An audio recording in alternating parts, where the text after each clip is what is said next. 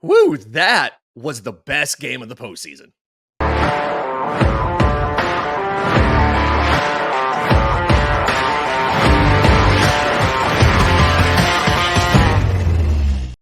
Yes, welcome on into First Pitch for Friday, October 18th. Your source of news, notes, and updates on Major League Baseball. I'm your host, Lindsay Crosby. Follow me on Twitter at Crosby Baseball. He's Christian Rauh.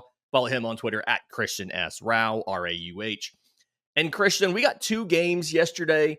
We're going to talk about the Dodgers taking down the Mets in another blowout in that series. NLCS has been full of those. We're going to talk about tonight's matchups.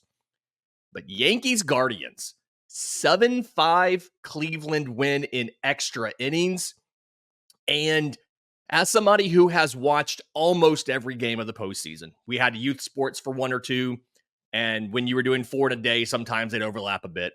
Somebody who's watched almost every game, I think I can safely say that was the best game of the postseason so far. Yeah, definitely. No, I think that was definitely the best game of the postseason. That was one of the best October games I remember in quite some time. So yeah, that was quite a game. I was really excited. I tuned into that one. Made sure when we got towards the end of the game, my Hulu decided to crap out, so I struggled to find a way to get back onto the game. Figured that out, but I missed a good portion at the top of the 10th inning. Thankfully, I didn't miss much, but other than that, it was an absolutely crazy game. I did not miss anything about seeing Christmas in Cleveland because we saw that. That was outrageous. And then what Fry did at the end was just outrageous, just absolutely incredible. Did you see the edit? I'm sure you have, but did you see that they made an edit for Fry with the Moneyball music? It is perfect. It is absolutely perfect. You got to do something like that. I mean, that's one of my favorite things every time you have a great postseason moment. Is something like that. I love the Moneyball references there. So kind of recap what's going on in this game. Yankees take an early 1-0 lead in the second. Something where Anthony Volpe walks, Alex Verdugo doubles, Jose Trevino, who enters the lineup in place of Austin Wells. Trevino, first, I believe it's his first game action of the postseason, actually, hits a single, scores a run. Guardians come back and get two in the third on a Brian Rocchio single and then a Kyle Manzardo homer. And, Guardians add another one in the sixth to go up 3-1. Yankees turn around in the eighth inning and take a lead from who else? Aaron Judge. Finally, I'm not going to say showing up in the postseason, but finally doing what he's capable of. He gets a home run to right field, goes the opposite way off of Emmanuel Clase. I don't understand what's going on with elite closers in the postseason. Emmanuel Clase has allowed more runs in October than he did in the entire regular season. After that, Giancarlo Stanton goes back-to-back. That's how the Yankees get the lead. It's not over, though. Big Christmas, Joinski Noel coming in as a pinch hitter, gets a home run in the ninth inning to tie this whole thing up. We go to extras, and David Fry walks it off with a 2-run home run pinch hitting for Kyle Manzardo. Before we break down what happened with Cleveland, what happened with New York and everything, did you, I guess I have two things. One, did you see this game having this many extra base hits and home runs? Because it just felt like neither of these teams have really crushed a lot of balls this postseason. And two, I feel like somebody on this show talked about when the Guardians got back home, they used the home field advantage to pick up more extra base hits and hit some home runs. Of the, I believe it was the 11 hits for Cleveland in this game, 7 are extra base hits, 3 home runs, 4 doubles. They still only go 3 for 15 with runners in scoring position, but they had 15 opportunities, which is not something they could say when they hit nothing but singles in the first couple games of the series. Yeah, and we found out that the back of both bullpens, not just Cleveland, because I know that's really the narrative is going to be, but the back of both bullpens are human, right? Weaver let up some home runs finally. Clay Holmes, we saw, leave some things. We've known that for quite some time now. But Yeah, he takes the we've seen loss. some issues with the back of the Yankees bullpen. On the other side, though, Emmanuel Clase, as you mentioned, he allowed 2 home runs all season long in the regular season. He allowed 2 home runs in about 60 seconds in this game. It was absolutely wild. One of our buddies in the Discord, shout out to Bacon, by the way, big Yankees fan in our Discord, let us know that Clase has blown 5 of his last 9 games against the Yankees. I did not know that stat, and that is absolutely incredible. But yeah, this was one of those games that you saw both managers use everything they possibly needed to out of the bullpen. You kind of needed to because, there's so many extra base hits. There were so many just wild plays. You had to go to different measures. With the Yankees, it was actually because there was a couple of injuries. Ian Hamilton was dealing with some sort of injury at one point. I think he's getting an MRI today. I think if I remember correctly, it's a calf injury. So there's a lot of things going on with this bullpen, but the main thing in this one to me, I know that we mentioned with the Yankee side, but Clase, if we can't have Emmanuel Clase be a shutdown closer, if we can't have Devin Williams be known as a shutdown closer in the playoffs, Josh Hader, just those 3 alone, I think that's fair. Just say those 3. If we can't assume that they're going to be shutdown closers in the postseason, then there's no such thing as a shutdown closer in my mind anymore. We need to get rid of that word because we have just found out in this postseason that we no longer have that. The definition has changed. I don't know what's different about October when it comes to a closer. It's already a hard job. It's already a weird job. And for some reason, it's not necessarily working in the postseason. Now, some of this may be exposure. I believe that the DataCast version of the game talked about this, about the more you see a specific reliever, the specific hitters see a specific reliever. It's not as extreme as the 3rd time through the order penalty for a starter, but it is something similar to that. The more you see, the more that a same hitter sees the same reliever, the better and better they perform against them. Obviously, doesn't really come up in a 3-game series. You don't see them that much, but something like this, where you're potentially playing 7 games, it ends up being huge. And I do think there's something to that. I'm excited to see this offseason because of all the prominent names like you talked about. We saw Hader fail. We saw Devin Williams. We've seen Clase struggle. We've seen Edwin Diaz struggle. I'm really curious to see what kind of research comes out of this in the offseason from a lot of the baseball writers who kind of dig into the numbers on some of the repeat uses of closers against the same hitters from game to game. But this game, 17 hits, 15 strikeouts, 15 pitchers get used. Both teams really, like you said, kind of go all out. The Yankees used 2 pinch hitters. I believe Cleveland used their entire bench. They had 3 pinch hitters, and then they had Bo Naylor come in as a defensive replacement after they pinch hit for Austin Hedges. So kind of managing all the way through. Let's get into Cleveland first because they won, so they kind of deserve that. Matthew Boyd, first time this postseason a Cleveland starter has gone 5 innings. So they were tied for the record for most consecutive under 5-inning starts to open a postseason. They do not set the record because he goes 5. 2 hits, 1 run, 3 walks to 4 strikeouts. And something that we don't talk about enough when it comes to park factors, when it comes to how a ballpark plays offensively, we always think about home runs, right? What are the dimensions and the wind, and how does that impact home runs? But the broadcast did a good job of showing with Matthew Boyd's release point. Early in the game, he is his left arm and his hand are silhouetted against, like he's in the shade, but he's silhouetted against a batter's eye that is in the sun. And so it was very hard to pick up the pitch out of his hand early in the game. And really, you didn't see a lot of offense, I'd argue, from the Yankees at all until they got him out of the game, right? Again, 2 hits. They did get plenty of base runners. They had 3 walks, but they really can't do a lot against Matthew Boyd simply because of just how good his stuff was, and then 2, how hard it was to see what he was doing and pick the ball up out of the hand because of the sun. There's that home field advantage. That's an area we don't talk about, but it definitely played into yesterday's early part of the game. Yeah, I mean, it was 3-1 going into the 8th inning. The Guardians were leading, and it wound up, being a 7-5 victory. So I agree with you that not much offensive production happened for the Yankees until Boyd was out of the game. I sent a tweet after the first inning of Boyd's pitching and saying, Matthew Boyd has been outstanding in the postseason. The only problem is he hasn't pitched enough, because we are only seeing him pitch. I think going into it, he had 6 innings across his 2 starts.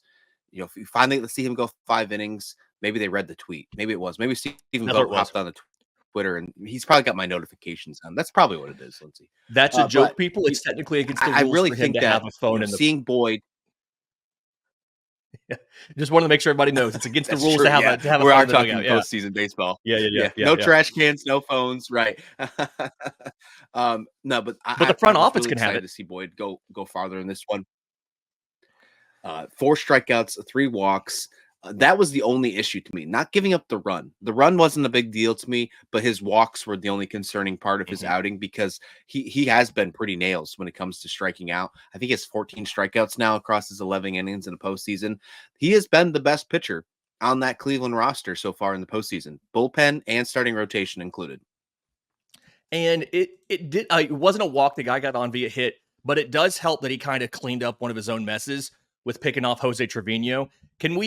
This has been a thing for me real quick. The first and third steal situation. I enjoy watching this in baseball because it's obvious neither offenses nor defenses properly understand how to handle this. The Guardians tried it earlier in the series. Kyle Manzardo was on third, one of the slowest first basemen in the league. He didn't even try to run. You see this last night. Jose Trevino is on first. Alex Verdugo, who's a good base runner, is on third. Trevino is a catcher. Boyd's a left-handed pitcher. So you shouldn't even be trying this, but Trevino goes to make a little break for second base. Boyd turns, throws behind him. They get him in a rundown. Verdugo never scores from third. And it's another example of this Yankees team is not good, like team speed wise. They are tied with the Braves for like lowest average sprint speed in baseball as a collective offensive roster, but they're also not good at base running. And that was another example. You had 2 Tuplans in game 2. You have another one here. And if you can't be quick on the base paths, be smart. And right now the Yankees aren't doing either. It's not the reason they lost this game, but it's kind of an example of they're not getting the little things successfully done so that they can, so that they can somehow get a win across in October. The little stuff on the margins matters in October. And Trevino shouldn't be trying to go if Verdugo's not going to break for home as soon as the throw happens. And it was just, he's a catcher. He's not going to be safe at second base in almost any situation unless they turn and focus on Verdugo. The Yankees just mishandled that first and third situation. So many teams do. Not really anybody knows how the right way to approach that yet, but it was a bad decision in the first place from the Yankees. We've seen it so many more times than usual this postseason already. I feel like we've seen it like 3 or 4 times already that I'm going to go out on a limb and say that one game in the rest of this postseason, whether it's the World Series or not, is going to come down to one of those successful first and third steal. I'm waiting for it because it's going to happen. Yeah, it's just, I mean, again, postseason games, when you have teams that are closely matched, a lot of this comes out to the margins, and things like that are where it matters. I'm not saying you should have pinch ran for Jose Trevino there. It was still, I want to say I was pretty early in the game still. I don't think you should have done something like that. But still just a situation where you've got to handle it better. Verdugo has to be ready to break when Trevino goes. Trevino has to wait until Boyd's going to the plate before he takes off or something like that. You got to do something. They handled it wrong. I'm not saying that the decision to call it was bad, but obviously not everybody was on the same page. Trevino he broke too early. It wasn't done well. And like you said, I feel like that's going to come back some point in time in the postseason. Somebody's going to execute one of these successfully to get a lead or to get a winning run, something like that, to get a margin, an insurance run, something like that. If you're the Yankees, are you worried about some of the trends that we saw from this game continuing? You only had 6 hits. You struck out 10 times. Aaron Judge did have that home run. He still only went 1 for 5, 3 strikeouts, batting 174 in the series. It's still, Jazz Chisholm still hasn't gotten going. He was 1 for 4, still only batting 148. You put Birdie in at first base in place of Anthony Rizzo. His lack of height cost you on a base hit right over his head. Rizzo probably gets that. Birdie's only 5'10". He goes, I think Birdie went 0 for 4 in the thing. Rizzo came in later and walked. I want to say in like the 10th inning, maybe. Are you worried that you still aren't getting contributions from the rest of the offense and you still haven't gotten Judge going? Or was this just something, the home run from Judge, Chisholm getting a hit and stealing a base, is that kind of a sign that they're starting to come out of the funk? Yeah, a lot of that funk stuff happened at the beginning of the game, and then they started Yeah. kind of figuring it out towards the end. So I think that you have to have a little bit of concern, but overall, I think you're going to be fine. I mean, you still have a 2-1 lead in this series. I think even though you lost a pretty heartbreaking loss, a gut wrenching one, if you will, Mm-hmm. in last night's game, I think they're going to be fine. The John Birdie situation at first base, I think that's the last time we're going to see that in this postseason. I think we got 1 day off for Anthony Rizzo, but I think you're going to see Rizzo at first base for the remainder of the series. Outside of that one defensive play, like over his head, I thought Birdie was pretty good at Oh, first. he wasn't And Rizzo terrible. had an error when he came in. Like Rizzo had a fielding error at first base. I think you may see more of Birdie because other than the lack of height, he's not really a downgrade on Rizzo defensively, which is wild to say. And neither one of them, Rizzo has a limited sample size. He's doing okay at the plate. I feel like you could maybe see more of it. I just don't know if you'll see Birdie starting over Rizzo. Yeah, I think Rizzo's doing a little better at the plate for sure. That what I've seen than Mhm. Birdie as of lately, and that's where I've leaned towards. I think they're defensively right now. I don't think it really matters. Yeah, I think Birdie's done just a fine job. There's been a couple, there's a couple issues with his glove yesterday that, as you mentioned, probably changes if Rizzo's in there because of the height difference. But other than Yeah. that, I don't think it too much changed. But other than that, man, I don't really see much difference. Jose Trevino, if we saw him get a run. I know we're on the segue over to the Mets. I hope the Mets listen to that one, because if you change your catcher up inside a game, guess what happens? You get a hit, and the Mets haven't figured that one out yet. But other than that, no, I don't think the Yankees should be worried. Scientific strategy. This is just kind of putting the bow on the Yankees here. Judge and Stanton homering in the same game is typically a winning recipe for them. This was the 5th time in 50 games that those two both homered and they didn't win. 3 of those 5 were this season. So I guess just a little bit frustrating, but the Yankees are also the first team in postseason history to be trailing by multiple runs in the 8th or later and hit back-to-back home runs to take the lead. Shout out to Sarah Langs, the great Sarah Langs of MLB.com, for that stat. And it's the first time the Yankees went back-to-back in the postseason at all since Game 5 of the 2010 ALCS. So obviously they did everything they could. The big Christmas, Jowinsky Noel and David Fry had other ideas. We'll see what happens in the next matchup between these teams. They play tonight at 8:08 p.m. Luis Gil, who I think is making his first start of the postseason, versus Gavin Williams on TBS. That's the late game. But before we get to that, the first game, Dodgers Mets. I feel like every game in this series has been a blowout. This is a 10-2 victory by the Los Angeles Dodgers. They're up 5-2 by the 4th inning. They add 2 more in the 6th. They add 3 more in the 8th. Something where Ohtani gets his first hit with the bases empty this postseason, leadoff home run. Mookie Betts hits a home run in the 6th. And they roll without Freddie Freeman, which, correct me if I'm wrong, I think that's the second time they've won this postseason when they sit Freddie to rest that ankle. Mookie Betts, 4 for 6, 3 runs, 4 RBI. Is this the best single game performance of his career in October? I think so. Yeah, I think without just looking at the stats or without digging into it, it's definitely his best one of this season, because he struggled this postseason. This was finally the wake up call they needed.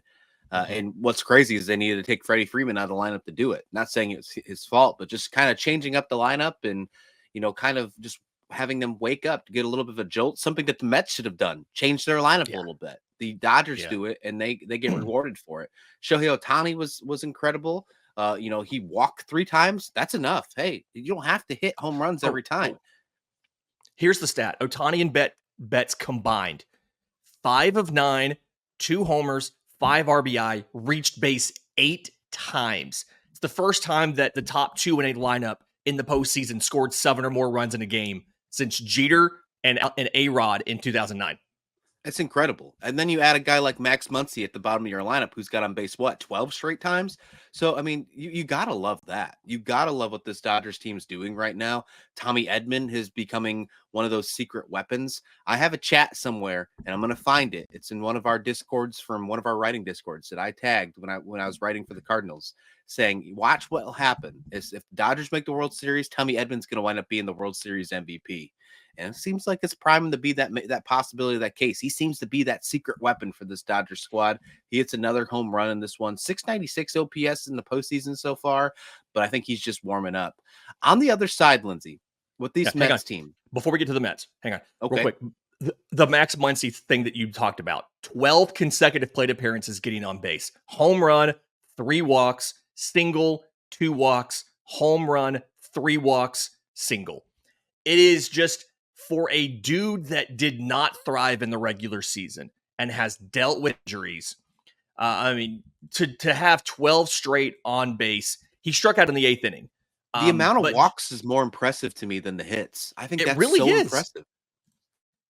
And that's been a theme of this Dodgers team. Like, they're just not chasing in the postseason, with the exception of Ohtani when the bases are empty. They are not really expanding the zone, and they are not really chasing a ton. They finished this game, they struck out 11 times. Okay, yes. They walked 9.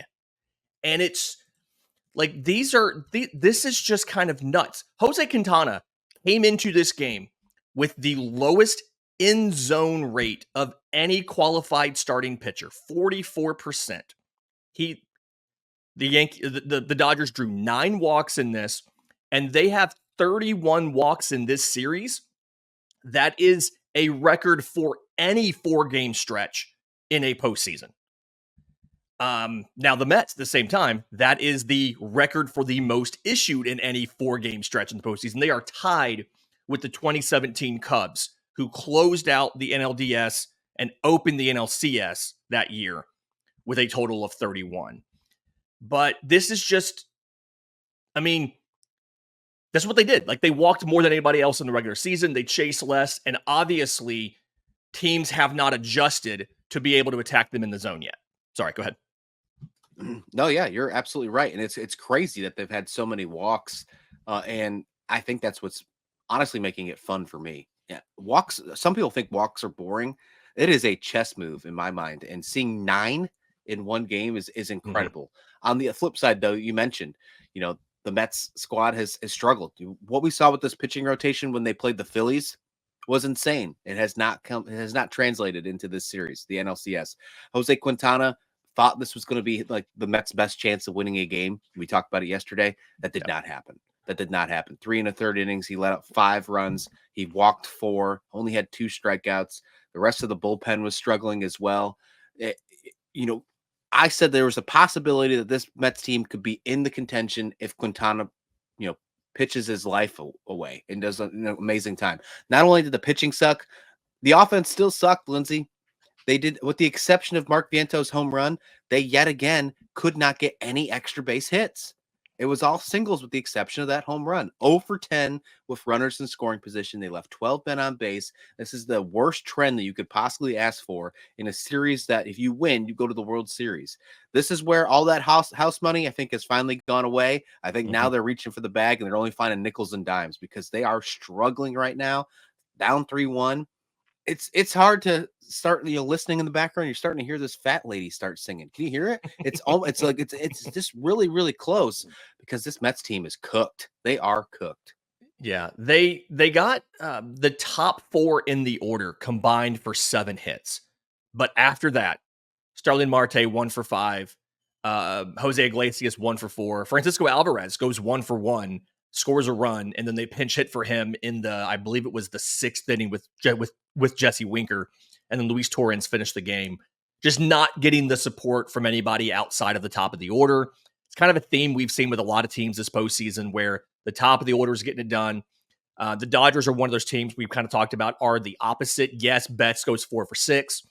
But like you said, Tommy Edman goes 2 for 6. Kike Hernandez picks up 2 more hits. Muncy gets on 4 times.